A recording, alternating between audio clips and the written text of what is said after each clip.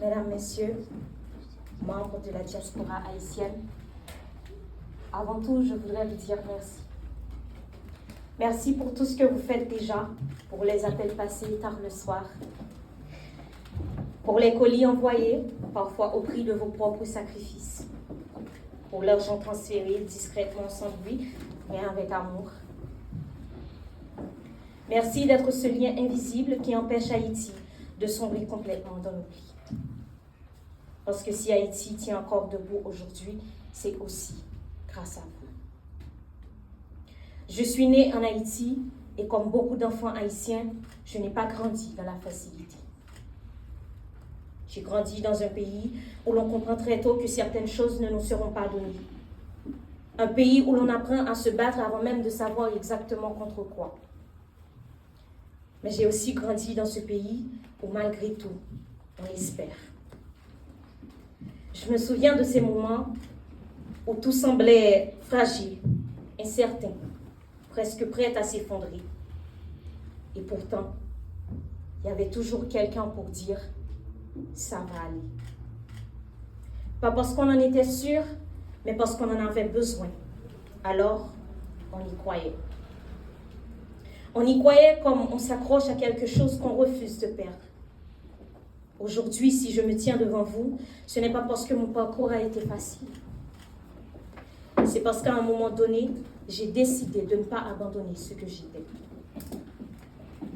Je suis aujourd'hui invitée à représenter Haïti à la finale internationale d'Eloquentia. Mais la vérité, c'est que je ne suis pas venue seule. Je suis venue avec toutes ces voix qu'on n'entend jamais. Ces jeunes qui travaillent dans l'ombre, qui étudient sans certitude, qui rêvent sans garantie. Je suis venue avec la jeunesse haïtienne qui refuse de disparaître, même quand tout semble la pousser à renoncer. Et c'est pour elle que je vous parle aujourd'hui. Pas pour vous demander de tout changer, pas pour vous faire culpabiliser, mais pour vous dire qu'on a encore besoin de vous. Oui, vous faites déjà beaucoup. Mais Haïti a besoin de plus que de survivre. Elle a besoin de respirer, de se relever, de se reconstruire autrement. Et ça, elle ne pourra pas le faire sans vous.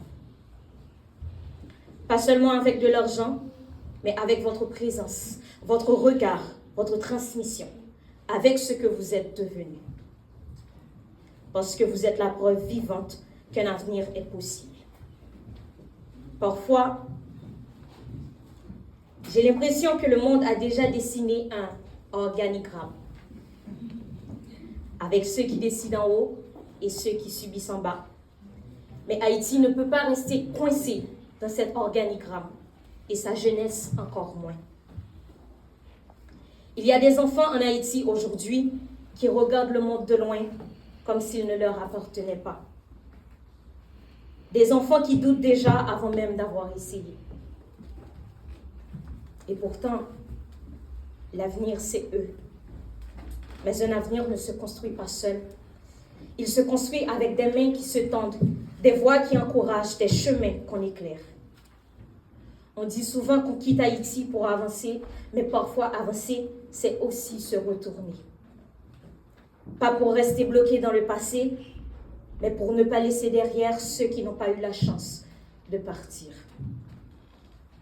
Moi, je suis là aujourd'hui parce que quelqu'un, quelque part, avait cru que c'était possible. Golden Team Haïti, Jamel.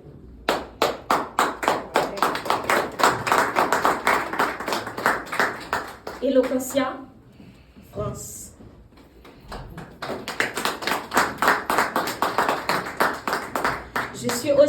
Je suis aussi là aujourd'hui parce que malgré tout ce que j'ai vu, tout ce que j'ai traversé, j'ai refusé de croire que mon histoire était déjà écrite.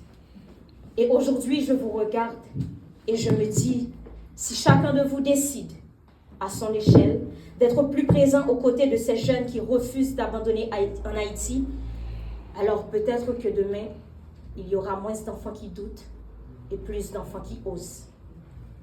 Haïti n'a pas seulement besoin d'aide, Haïti a besoin qu'on continue de croire en elle.